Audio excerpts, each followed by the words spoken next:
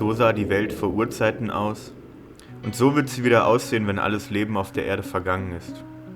Wüste, der Ur- und Endzustand unserer Welt. Im Süden Marokkos, wo die scharfen Scharten des Djebel Bani und die weichen Kurven des Erkschigagga sich aneinander schmiegen, beginnt sie. Sahara, die größte Wüste unseres Planeten.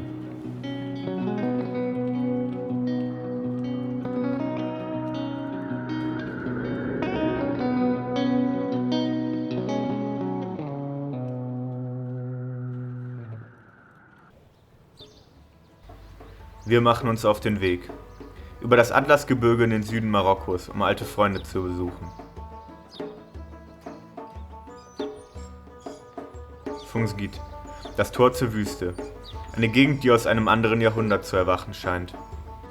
Eine Gegend, in der das Leben wie vor hunderten Jahren und die Moderne sich plötzlich gegenüberstehen. Es ist, als prallen die Zeiten aufeinander.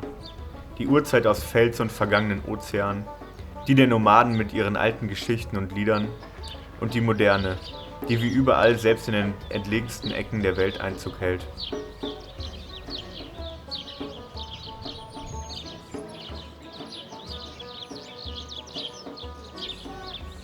Und auch wenn es sich für manchen Besucher sicher so anfühlt, als wären die Uhren hier stehen geblieben, dreht sich auch hier das Rad der Zeit wie überall unaufhörlich schneller und schneller.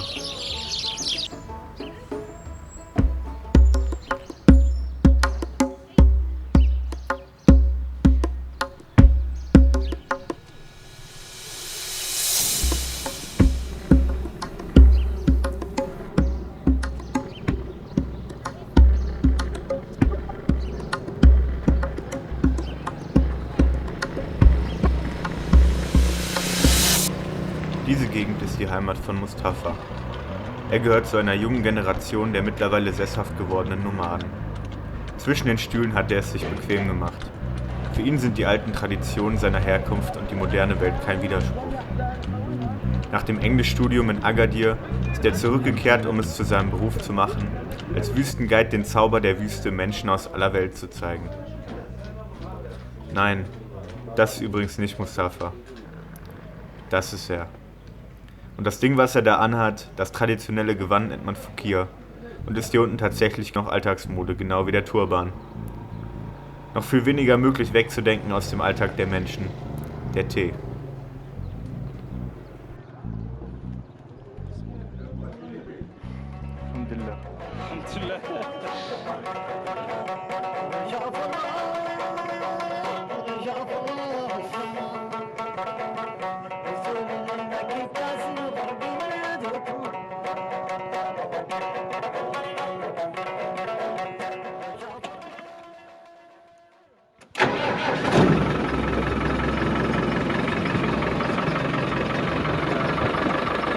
Ein durchschnittlicher Handwerker verdient hier ungefähr 200 € im Monat. Aussicht auf Aufstieg gibt es kaum. Kein Wunder also, dass viele sich wie Mustafa dem Tourismus zuwenden. Fungsgit ist ein Dorf, wie eigentlich ganz Südmarokko ein Dorf ist. Man kennt sich, und selbst wenn man sich nicht kennt, geht man ohne den obligatorischen Tee und ein paar nette Worte nirgendwo hin.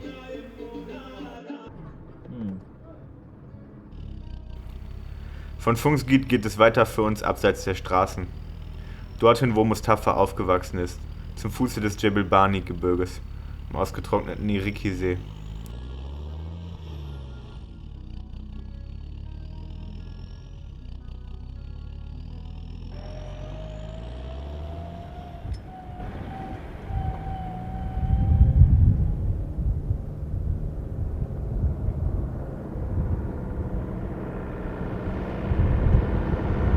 If we go back to the mind, to the culture, to the tradition, because I consider myself as a modern nomad because I study, but at the same time I live in the desert. So I have both. So I see maybe some stuff that not everybody can see. When I attended at the university, I was considering myself as a messenger because there is a minority in the desert. Nobody care about them. So it's me who study, who have the opportunity, who's lucky, nomad, who have maybe to talk about this minority. Life in the desert is simplicity. In the past, we do not have the television. We do not have this smartphone. You know, our television was the fire. During the night, we gather together. My father, he is with the goat. You know, my mother went to wash the clothes, bring some water. My brother, he went with the camel, I went with the goat, and we all together, everybody has a special, or at least a different day. And then during the night, we exchange this around the fire. This gives us a harmony for the family. All the time, the family is in harmony. I found also this modernity is not healthy for the desert life. Because once you bring something that is stranger than the life of the desert and you put it there, it doesn't go together with life in the desert. For me, I'm not against the modernity. But we have to benefit from for us in the desert, we do not benefit from the modernity. We do not have hospital. We do not have like good level of education. We do not have so many things. But yet, the modernity, it attack the nomadism life.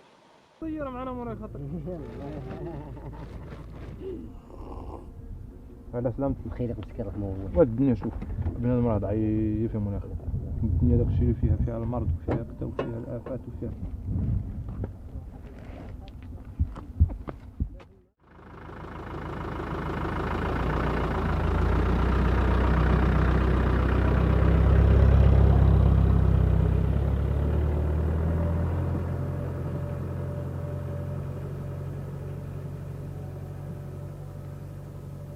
Once I was, with a poet, friend of mine from the desert, and he told me when I have this feeling, we call it sijia. It's like I want to say the poem, or to say a poem, because he become not normal. Like he have kind of feeling that he want to be alone. He want to go somewhere in the desert alone, far away, that he can have this feeling, this kind of imaginary, this kind of feeling that he is prepared for the place first, that he start his poem. And all the time with him, he accompany him somebody called the Rabbah. When the poet say his poem for one time, and then Rabbah, he learn it by heart. And Rabbah is the library of the poet. He all the time, he doesn't have to write it. People at that time, they didn't know how to write. And I come to another idea that say, تارة أقول الشعر وتارة هو القائل. It's like sometimes I say the poem, and sometimes it's like somebody using my tongue to say the poem.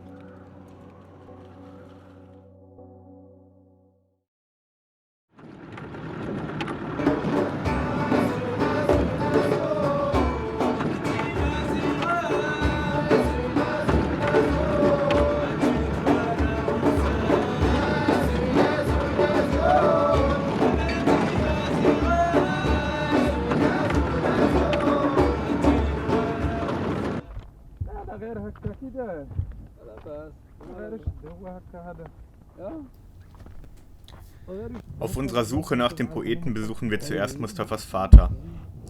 Er hat 3 Ehefrauen. Die leben allerdings alle gemeinsam mit den Kindern in Fungsgit, sodass er sie nur selten zu Gesicht bekommt. Solange seine Beine ihn tragen, wird er hier draußen bleiben, sagt Mahmud immer. Da die Schmerzen in den Knien immer schlimmer werden, weiß leider keiner, wie lange das noch sein wird. Ohnehin weiß Mahmud nicht einmal, wie alt er ist.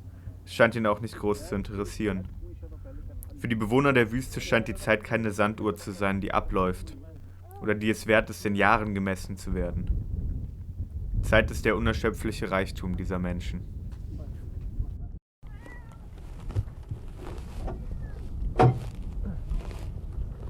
هي النيقة نيقة اش بغيتي النيقة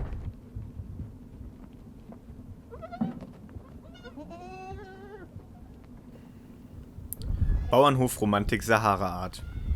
Im Sommer, wenn der Tourismus brach liegt, wird Mustafa hier wieder das Leben leben, mit dem er aufgewachsen ist. Und auch jetzt im Winter unterstützt er seinen Vater, wo er nur kann. Beim Ziegeneinsammeln zum Beispiel.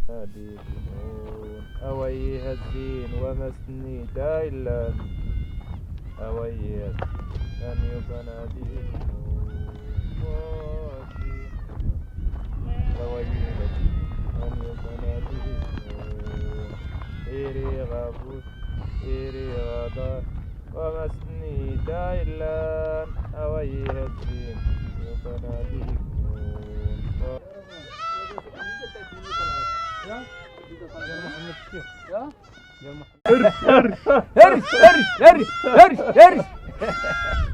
نازي نازي أزي هنا أزي هنا أزي هنا أزي هنا أزي هنا G. Yeah, I would just keep it like that. He will not milk the whole goat until we finish with the whole goat, and then we will give him a little bit of milk from one of like he will drink a little bit from this goat and a little bit from this goat. But if we leave it now, if we leave him now, he will just like milk all the goats. Yeah. But then Niga also, she was just growing just with with this, because her mom, she was her first baby, and she's not used to give birth and stuff, so she just gave birth to it and disappear. So we just like have milk from the goat and give it to her. This is how she grow until she is eager to eat food. Yeah. Okay, her cables. Scammer of the camera. She was about to eat the cable. Yeah. She is everything that she found. Clothes, whatever. Everything that she found. She's a little bit crazy, nigga. Crazy, nigga. Nigga is cleaning the car, but she realized that the other one that are maybe more easy than this. So she wants to go.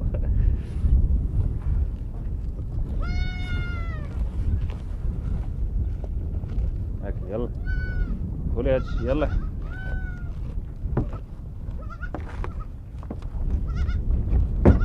Da Niger nur mit den Ziegen aufgewachsen ist, denkt sie nun selbst, sie ist eine Ziege. Eine Babyziege im Körper eines 200 Kilo Kamels, das mittlerweile ein fester Bestandteil der Familie ist. Na, das kann ja heiter werden.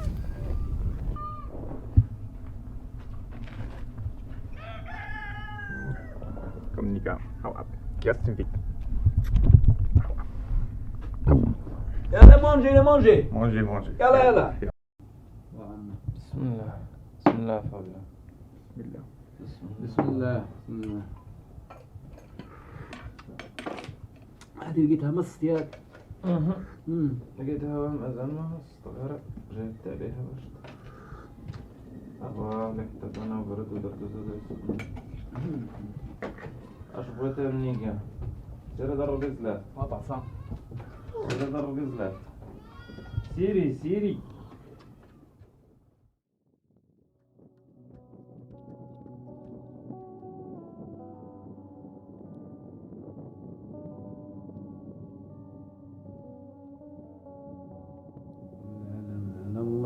الله يجيب السلامة والعافية للعالم كامل. الله يجيب له السلامة والعافية للعالم كامل. الله يجيب له هنا وكل يعيش في التعايش مع الآخر سلمي، ما يكون غير الخير وما يكون الله يفك من الشر والله يهدن الشر والله يدير تويل الخير لكل واحد. كل اسمه الديانات السماوية راه شحال من ديانة كاينة والله، والناس راهم عايشين معيشة وحدة. كل اللي يسوق شي لحد راه يعاونوا، والناس كل شيء الناس بنادم البشر واحد، كل شيء غير الخير بنادم يشارك الخير، وكلها راه مكلف به الله. نصحهم القرايه هي الأساس. اللي عنده شي اللي والده وليدات خصو يقريهم. والحيوان راه ما الكسيبة راه ماليها ما قد تفرقوا معاها طول الأبد، ما حد الدنيا حية راه الكسيبة لا بد منها. ولكن الدراري اللي عنده التركة خصها تقرا، التركة خصها تقرا.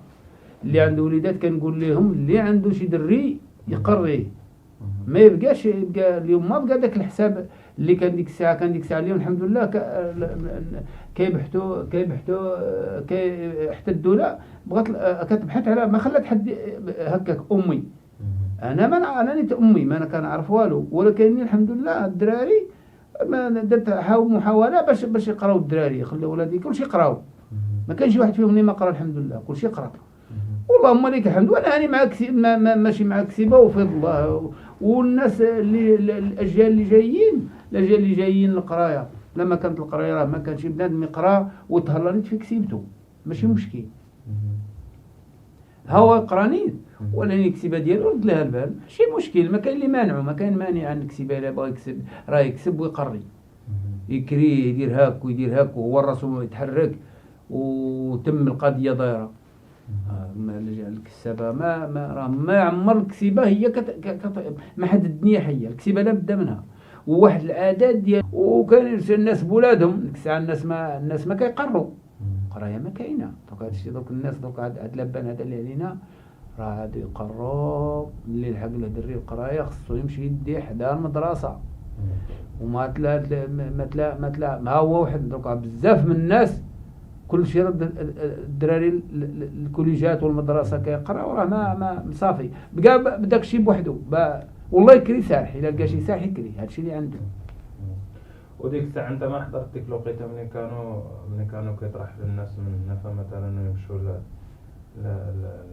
لبلاد اخرى كاع من غير هنا هنا مشينا من هنا مشينا لسوس نرفدو نحطو تلحقنا سوس تهودنا لسوس الجمال نرفدو نحطو الجمال نرفدو الجمال نبركو مساكين 4 جمال عاقل عليهم 4 مع القطعه مع ديك القطيعه ديال اللبن وكنقبضوهم وصبنا ورفدنا كل شيء وصبناهم هنا ما وصيفنا في سوس. قعدنا في سوس شهر 7 شهر 6 وشهر 7 وشهر 8 وشهر 9 جينا عاقبين زاد لهاد البلاد. جينا عاقبين ليها في مكان ما يبرد الحال. وكاين بعض الناس اللي كيحوز على رقان يقعد حوز على بلاصه تيسعى فيها رقان ولقى الماء ولقى راه كيقعد ماني النعاش ما كيجوا ماني اللبن كيعقبوا ولا كتاريه ماني اللبن ما كيقعدوا في هذيك البلاد. وكانت الناس كتمشي من هنا للمغرب وكتقطع الحدود تمشي للجزائر وتمشي والو من هنا تمشي للجزائر الدنيا هانيه والجزائر الكسيبه ديالهم تدخل هنا وهنا كانوا يتلاقاو الرحاله نتاع الجزائر ونتاع المغرب والناس مزيانين حتى دوك الشعنبه مزيانين ولا دوك العرب نتاع كل شيء الجزائر مزيانين ما فيهم مشكل ما كان مشكل مسلمين كامله ناس زينين مدهنوات ما كان حد ما غير حد مقابل ديالتك والبله راه لا كلها عارف زايلته راه طابعها والكسيبه الغلم راه كلها عارف غلمو وكيمشيو من هنا الى الجزائر ما كان ما يردهم حد والجزائر يجوا للمغرب ما يردهم حد. الجزائر كيجوا من هنا جاو هنا تسوقوا سقيط من هنا تسوقوا سقيط على الجمال وفدوا على جمالهم ومشاو وجاو هنا لهاد البلاصه هادي كانوا في هذه وقت فرنسا ديك الساعه كانت فرنسا كان شي هذيك ديال قعدوا فيها الجزائر حتى لين ولا اسمو ولا استقلوا فاش عادوا يمشيو لبلادهم. هنا كانوا في هذه البلاد الجزائر هنا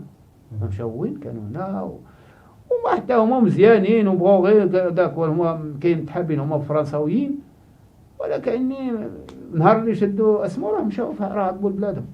وكاين شو الرحاله نتاعنا من هنا عندهم ونتاعهم يجوا عندنا وهانيه ولقينا الرحاله نتاعهم. انا هذا بنفسي لقيت الرقيبات لقيت الشعنبه لقيت الدنيا هانيه ناس زينين ما كاين ما غيرك ما كان غيار ما كان الناس كامله واحد ولا كانت عراضه كيتعارضوا ويوجدوك ويفوتوا الا كان اسبوع نتاع دري والله لا كان عرس والله ديك الافراح كيتلموا عليها والدنيا هانيه ويجوا ياكلوا ويشربوا ويتونسوا واللي يعرف ما يقول كيقولوا اللي يعرف يغني واللي يعرف يرسم واللي يعرف يقول كيفان يقولهم واللي يقول زعما هانيه ماشي زعما. ولكن درك راه تحازت الله يجعل السلامه الله يقدر حديد ولا ما كريت ما ترقد ولا ما. أنا الحمد لله هنا هذه البلاد هذه انت بلاد ديال الراحة الحمد لله. ما فيها ما، وحتى الامان كاين، امان بلاد الامان هذه وبلاد الراحة وبلاد الخير. الله يرحمها مسكين، الله يجيب لها شي رحمة. اما هذه البلاد الزينة هذه راه ما هذه راه بلاد قال تمشي غير الورزازات هنا راه والو، غير ورزازات غير هنا. الا مشيت للورزازات خصك تبات في الفلوطيل، الا ما بت في الفلوطيل راه والو، وين بتبات؟ وانا الحمد لله هذه المسافات كامله سير بها الحمد لله. هو دير في دغيغ تاكل في وين كليته وكل وين ما راحت عليك السنسبات بات في الامان مهني من برا، ما يقول لك حد، ما تقول لحد. والصباح قوم الوقت وين بغيت، ما يقول لك حد، ما تقول لحد. وإلا حتى جا الانسان كاع ولقاك كاع ما الهناوات يتوادع معاك لاباس لاباس، منين جاي وين غادي السلام عليكم يمشي كل وانت تمشي. البلاد هي لا موتور لا حديد لا، هي فيها هي مزيانه. الصحراء اللي والف في الصحراء مهم، اللي والف في الصحراء وكبر في الصحراء واعر عليه المدينه يعيش فيها. المدينه ما تلاقي يعيش فيها صافي.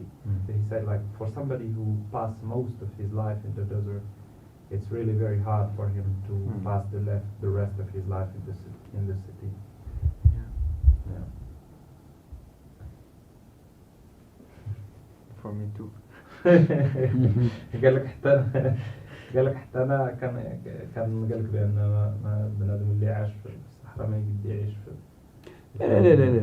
لا ما يقد ما كتضيق عليه، كيقنط، كيحس بواحد الجو عنده. ما هي راه زين الموضوع، ولكن ما انت انا مشيت عند حمد ذاك السطاج ديال حمد الساعه من كيدوز داك السطاج انت الاستاذ ديك الساعه في كازا. مشيت عنده، مشيت اخر رمضان بقاو فيه شي نهارات مشيت عنده. مشيت عند حمد فما قعدت عنده، ما كنشوف غير مقادي في السماء الزنقه، ما كانت تشوف لا كديا لا وطا، نشوف مقادي هكا كيلاش تشوف هنا. ما تعرف القبله وين كاينه، انا ما تعرف القبله وين جات. انا فهذاك الشيء اللي كنكون فما كنمشي نصلي مع الناس، ما عرفت القبله، غير كنصلي مع الناس وصافي. ما عرفت القبله، ما عرفت من جاني يصلوا هك، عرفت كاع وين يصلوا، ما تشوف مقادك هاك مقادك. وكان مع ديك المدينه وكان نمور فيها شي بلايص. ما عمري مشيت معاك حق كازا. هذاك النهار كان نمور فيها شي بلايص نعود ماشي ونتلفت ورايا. اش خليت ورايا؟ لا نمشي نتجلى. وكان نمشي حتى نلقى راسي بغيت نجلى ونعقل، وتضيق معايا الحال. ما داكشي اللي قعدت غاعيدنا وجيت ماشي ما حملت. كازا زينه وما كانت سخونيه، ما كان والو، بارده ورقد لداخل وتغطى، ولكني الجو في الدماغ ما كان.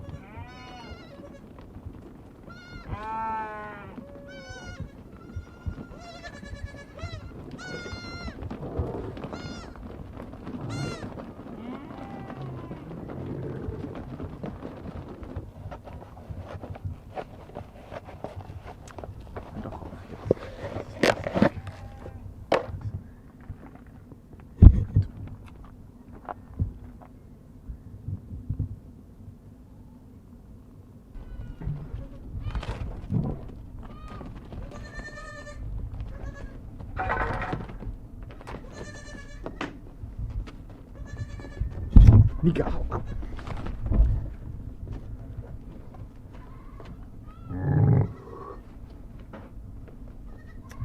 Geh doch aus dem Bild jetzt.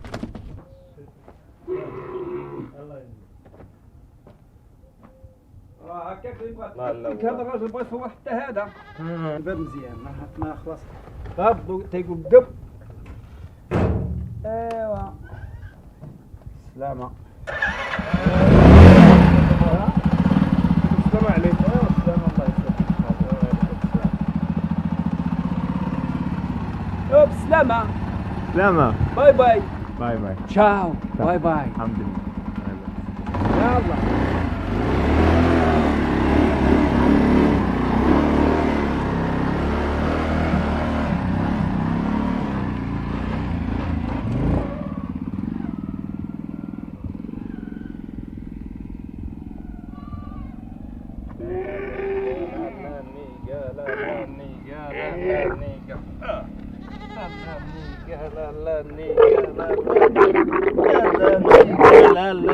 يلا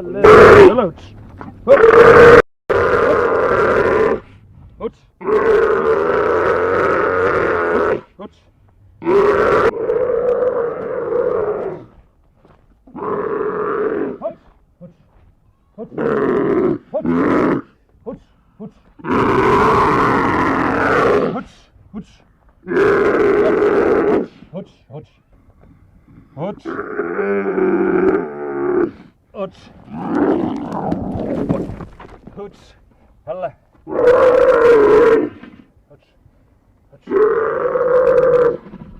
هلا هوتش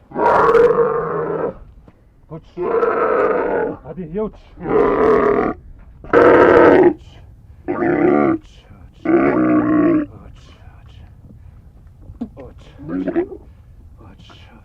like this I can tie her from the feet, you know, like from here, and then, you know, like I can go wherever I want. So I want to train her like this to obey, you know, when I tell her "Utish," that she will go down.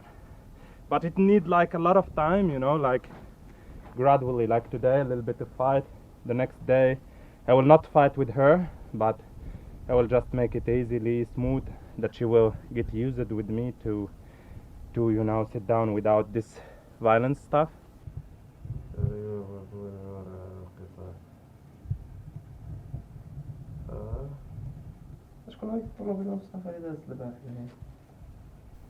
Nach dem Kamelwrestling gibt es erstmal eine wohlverdiente Teepause bei Abdul, Mustafas Cousin und Nachbar, mit dem wir auf der Fahrt das Auto geteilt haben. Das hier ist übrigens Mustafa in seinem natürlichen Alltagsverhalten. Ständig busy mit seinem Handy, schreiben, telefonieren, organisieren. يا والله اللهم لك الحمد على كل حال دبرت اللهم لك الحال اللهم لك الحمد. ايه طيب بلاتي نشوف اللي بقى عندي لما تون عين.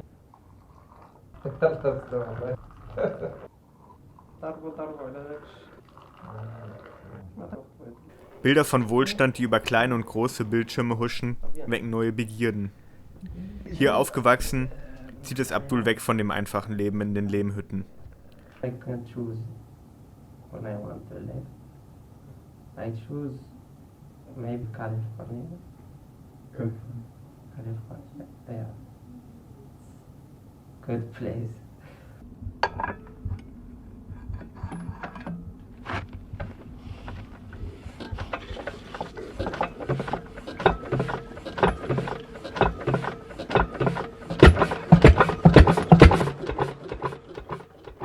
Ich begleite ihn zum Wässern des Feldes.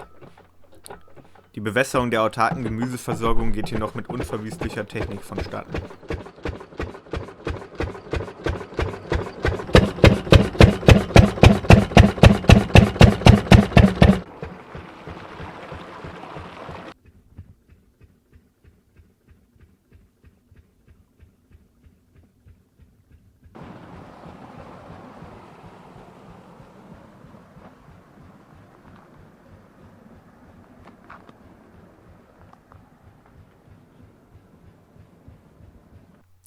Die Arbeit ist nicht besonders anstrengend, aber auch hier ist eine der großen Tugenden, wie überall in der Wüste, viel Geduld.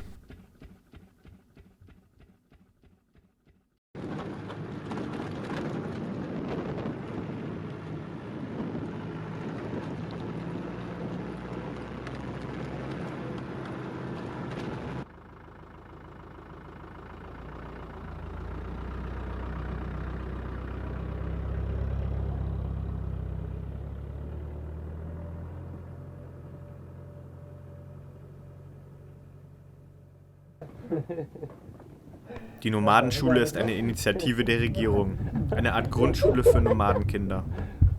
Die Mädchen verhüllen ihr Gesicht. Frauen und Mädchen möchten sich während der ganzen Dreharbeiten nicht vor der Kamera zeigen.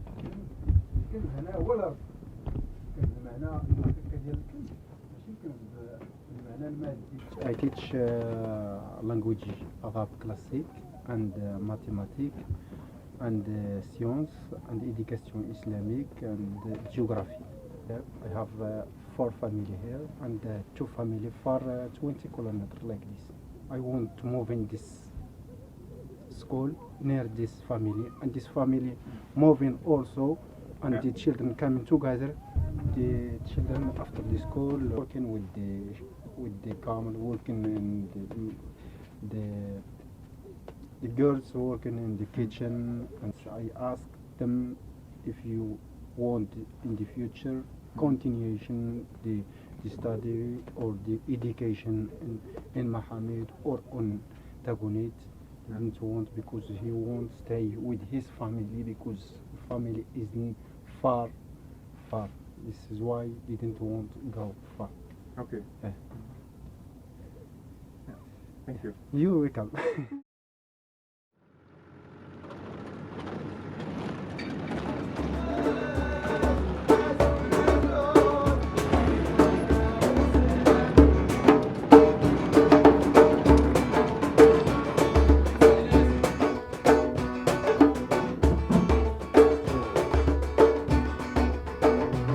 Ein kleiner Tante-Emma-Laden versorgt die Leute mit allem, was sie nicht selbst züchten oder von weit weg herbringen. Beinahe überall in diesem Teil der Wüste gibt es mittlerweile mobiles 4G-Internet. Auch hier sind Leben wie vor 1000 Jahren und moderne, direkte Nachbarn.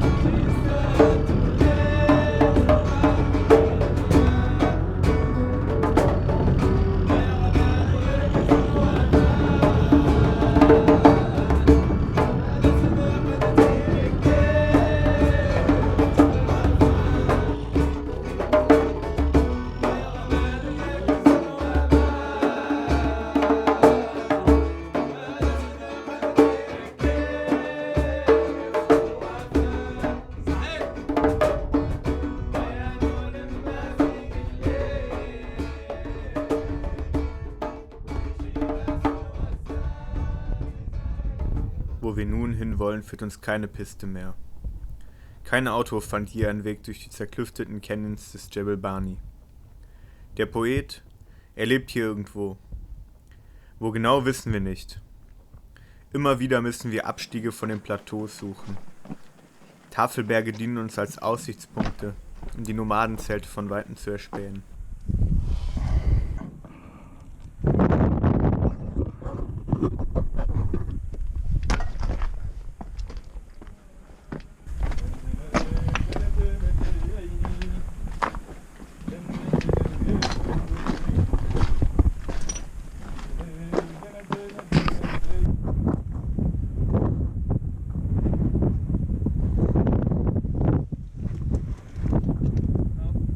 No? It's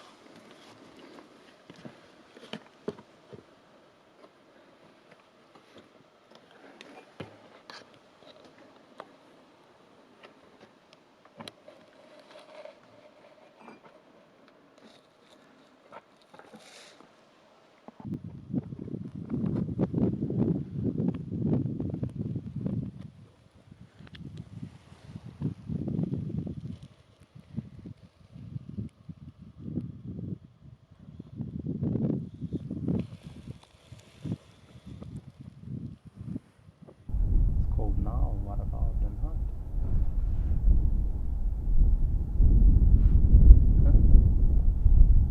Colder. Tomorrow we find the poet. Inshallah. Huh? Tomorrow we go to the poet. Yeah, tomorrow inshallah we go to the port for sure. We need to wake up very early, and then we see like bad from where we go down to Wad Lamhasa, and then we go through Wad Lamhasa.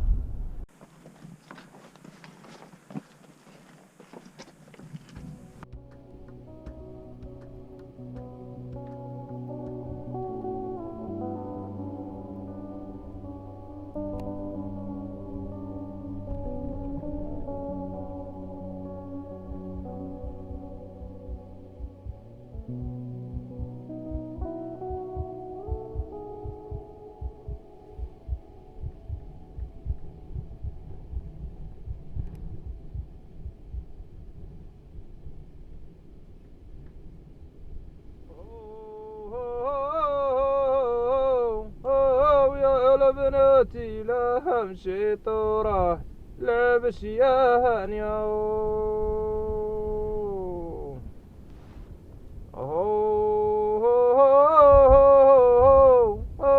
ما بيدي للدار حيلة ما ايها معياها ويا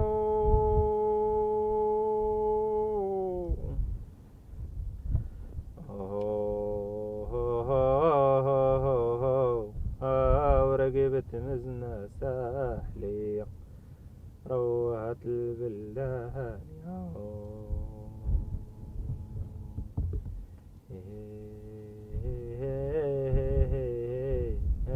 ورقبت مزنة ساحلية البلدان يا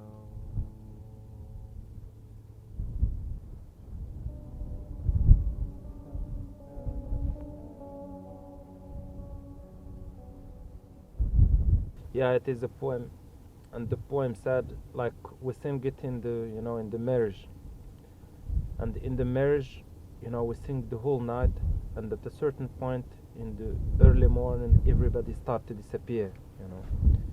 Somebody take his camel, somebody take his moto, somebody, to go back to his tent. And we say, like, we sing it, hey hey hey ويا لبناتي لا مشيتوا راح نلعب شيان. It's like the poet here say, if you girls disappear, the playing or to sing has no value anymore. And he come after and he say, رقبة مزنة ساحلية روات البلدانية. It's like from the Jebel of Bani, like a cloud come and it brings so much rain, and the rain here means flower and mean green in the desert.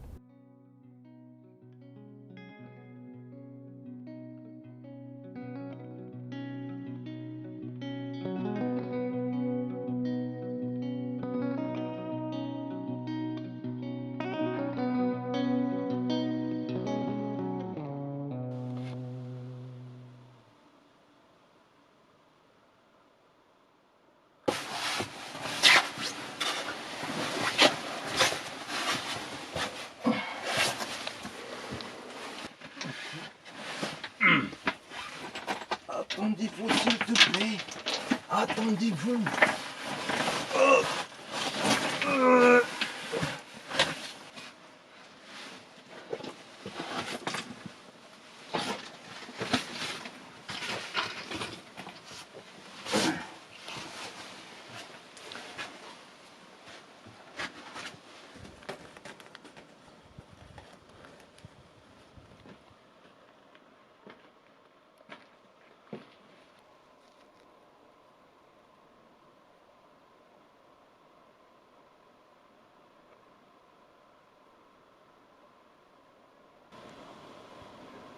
Here in the desert, like hearing nothing but the silence. And with the silence, you can hear the sound of bees, that is going surrounded, like from one small flower to another, which are really very rare. Incredible.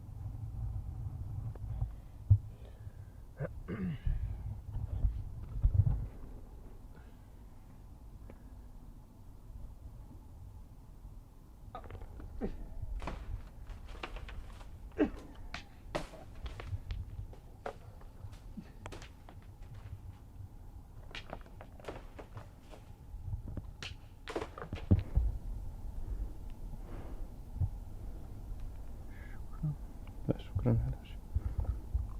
بسم الله.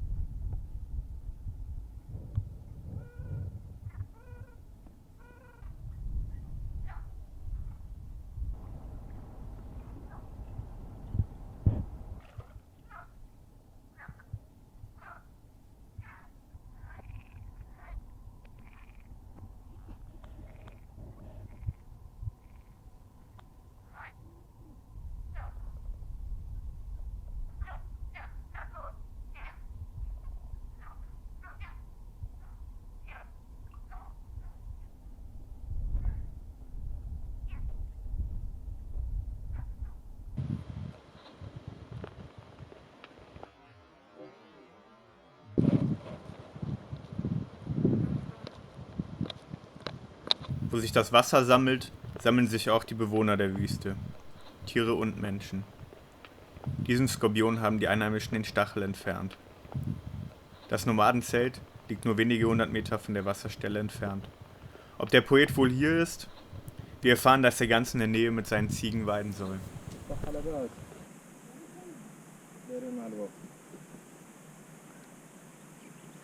لباس الحمد لله.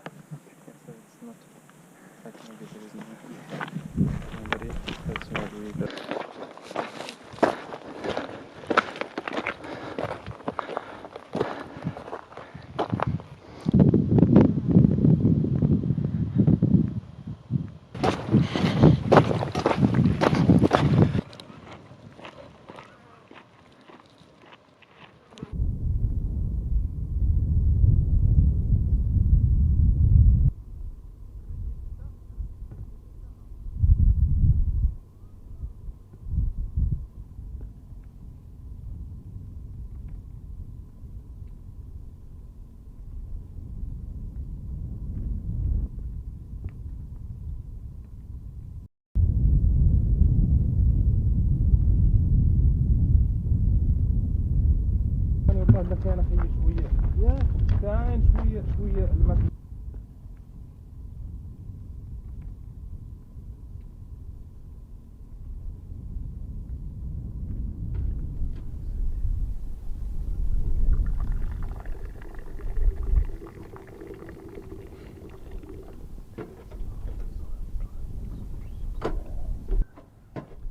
يسير على مولانا نباس. بسم الله.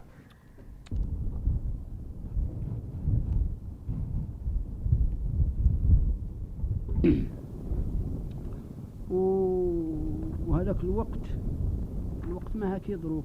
هذاك الوقت الناس عايشين سبحان الله العلي العظيم، عايشين ما كان بوطا، ما كاين سيدي هذا الشيء، ما كاين، عايشين غير الطياب، وعايشين الحمد لله بالصبر. وسمعت والناس سيدي عايشين في هذه البلاد واخا هكاك الحمد لله عيشه مزيانه ونقيه. سمعت والناس الحمد لله هانيين وتلموا عليها ويديروا عليها الاتاي ويتعشوا عليها، والعيالات يديروا وحده، ولا عادوا كاع غير قلال كاع عائله وحده كيتلموا كاع تلم العائله هكا، وشي يسكن وشي يعاود الاخبار وشي يضحك وشي يتكلم وشي يتحاجى، ولا عاد شي امراه كبيره تعاود لهم حتى هي الحجه وتعاود لهم الاخبار القديمه. سمعت والحمد لله الوقت بخير حتى داز الوقت. سمعت هذا الشيء الحمد لله. والرحاله في النهار اذا جيت للخيمه ما تلقى حد، تلقى غير شي واحد ولا جوج، كلها مشى الهم. سمعت وشي يمشي يصيد. عندنا فيه تاريخ بعيد، كان الوالدنا الله يرحمه شاعر، وجدي شاعر، وعمامي شعراء، والقبيله بزاف عندنا الشعراء كتاب فيها بزاف.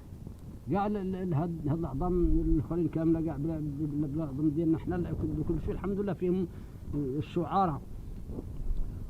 وهذاك الشعر القبيله تاعت المهازل عندها فيه تاريخ بعيد، من بكري شعراء.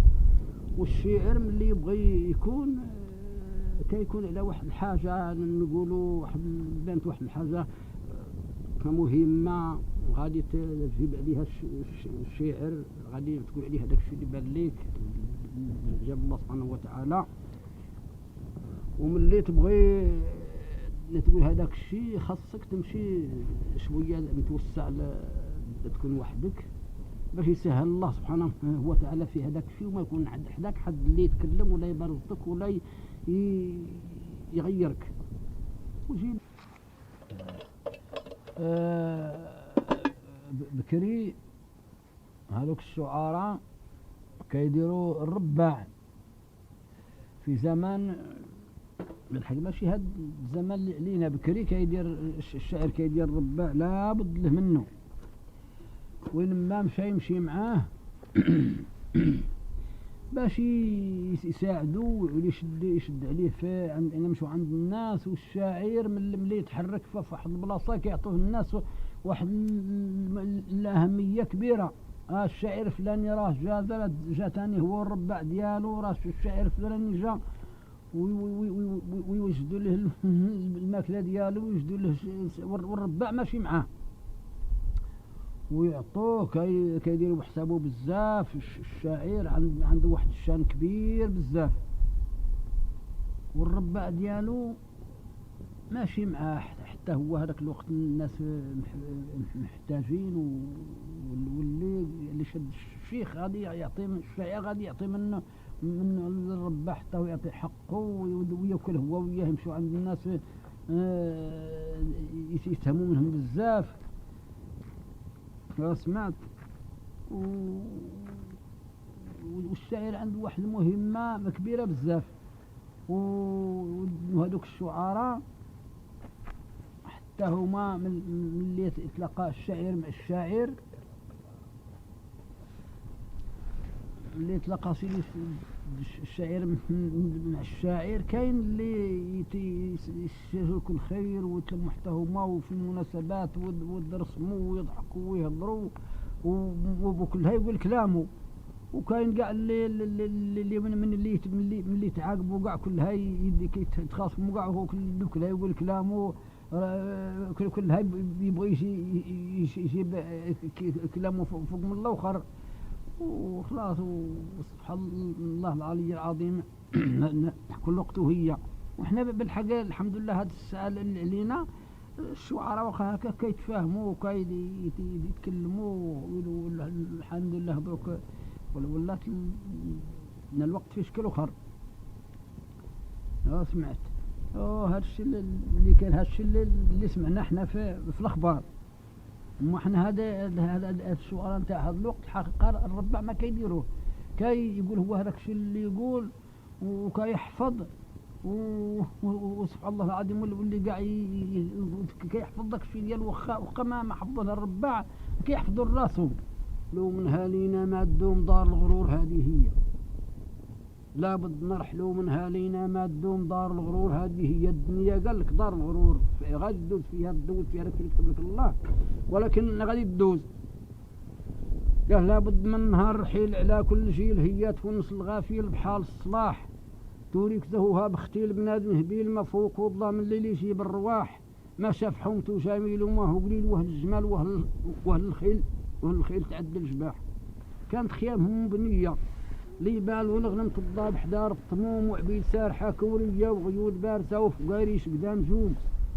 دار الغرور هذه هي، لابد نرحلوا منها لينا ما تدوم دار الغرور هذه هي. قال لابد من فرق الموت الدنيا تفوت والنفس دخل البهموت وبيت الظلام. وين الصحاب وين الخوت وهي هبوت هذاك حالها منعوت بسير الدوام. وين سلطنا وقنوت في زهو البهوت وهل ذهب مع الياقوت وبني الرخام. رجعت رسامهم معرية من بعد عاليين بناهم ولا هدوم مرهم شاول الفانية والطامعين فيها غير الداولة هموم. دار الغرور هذه هي، لابد نرحلوا منها لينا ما تدوم.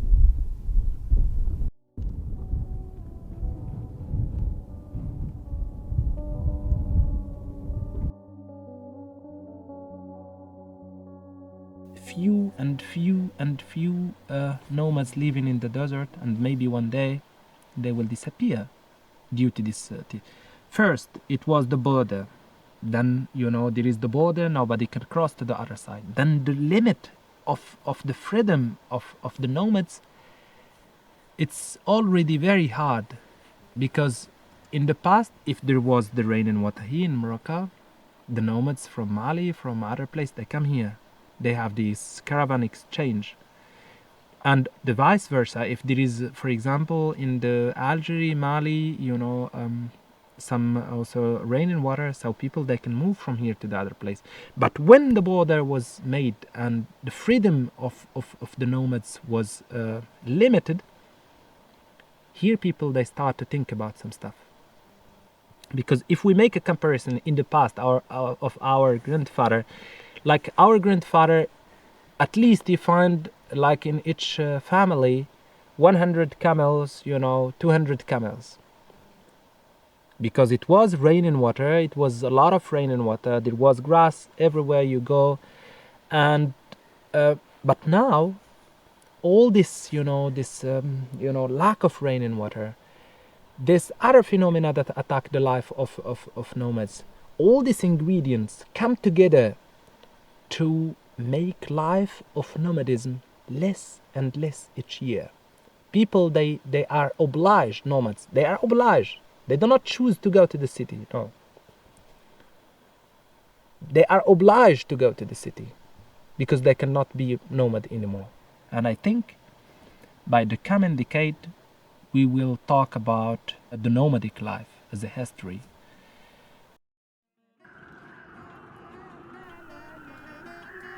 Naturvölkern auf der ganzen Welt bleibt meist nur die Flucht nach vorne in die Moderne. Nur die wenigsten sehr isoliert lebender Kulturen leben noch ihr ursprüngliches Leben. Das traditionelle Leben der Nomaden wird einem neuen Lebensstil weichen, so wie alle Kulturen sich stets anpassen und verändern mussten. Der Poet mahnt uns, unserer eigenen Vergänglichkeit und auch die unserer Kultur ins Auge zu blicken. Wir sind alle nur ein Fingerschnipsen in der Geschichte dieser Welt. Staubkörner am Wind. Was bleibt, ist die Wüste und die Poesie, die durch den Äther schwirrt, darauf wartend, von Suchenden eingefangen zu werden.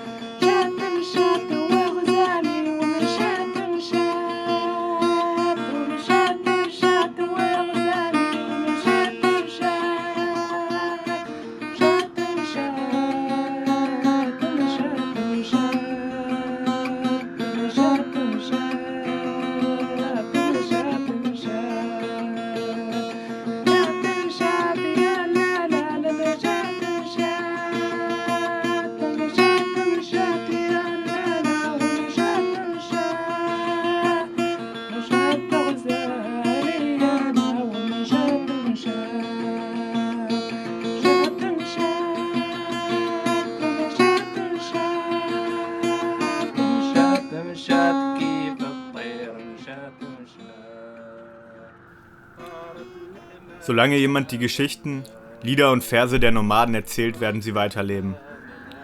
Und selbst wenn dieser Poet der Letzte aus der Wüste sein sollte, werden wir ihre Verse mit in die neue Zeit tragen.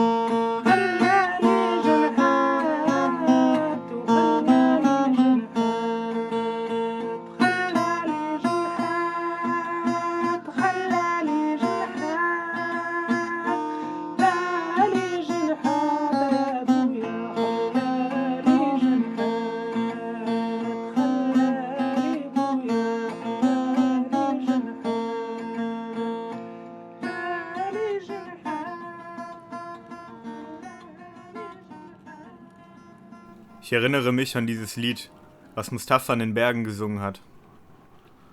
Man hat es früher zur Hochzeit gespielt, wenn die Leute am frühen Morgen anfingen nach Hause zu gehen. Damals, als die Grenzen noch offen waren, kamen die Nomaden von weit her zu den Feierlichkeiten einer Hochzeit. Wenn dieses Lied gesungen wurde, hieß es Abschied nehmen. Für eine lange Zeit, manchmal für immer.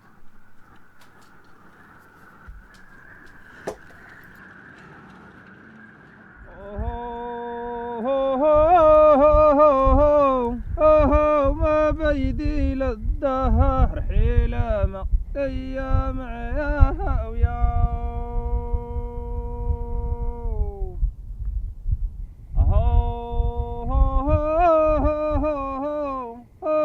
ما بيدي للدهر حيلة ما يا معياها وياو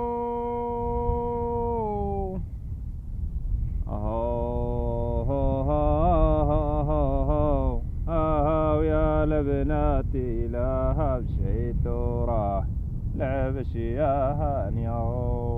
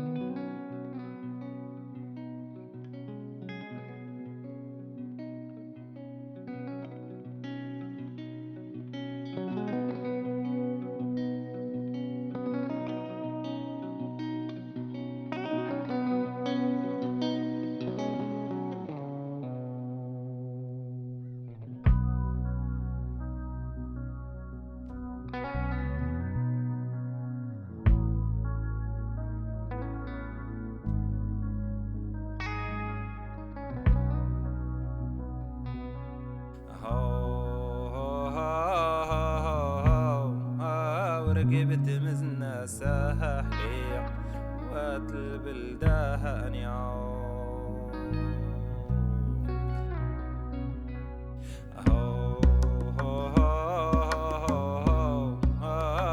لبناتي لها مشيت وراه لعب شياها